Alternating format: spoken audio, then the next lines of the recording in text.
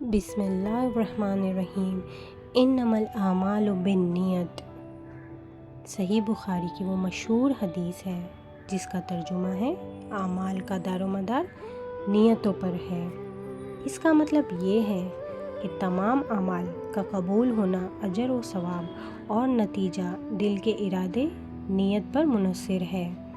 اخلاص کے ساتھ نیک نیت سے کیا گیا چھوٹا عمل بھی بڑا ثواب رکھتا ہے۔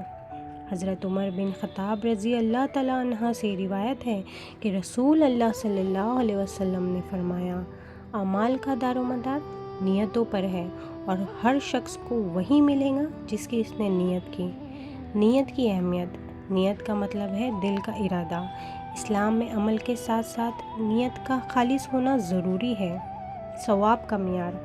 اگر کوئی شخص نیک کام کرے لیکن نیت دکھاوا ہو تو وہ بیکار ہے، اور اگر نیت خالص اللہ کی رضا ہو تو معمولی عمل بھی قبولیت پاتا ہے۔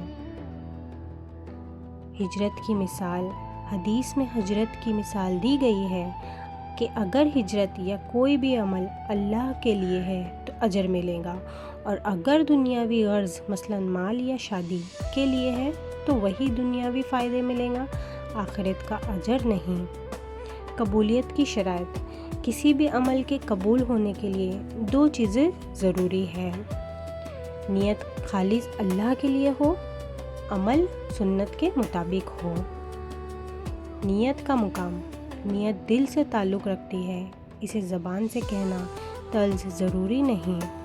یہ حدیث اسلامی تعلیمات کی بنیاد ہے اور سلف صالحین اپنی کتب کا آغاز اسی سے کرتے تھے تاکہ نیت کی درستگی کی اہمیت واضح ہو۔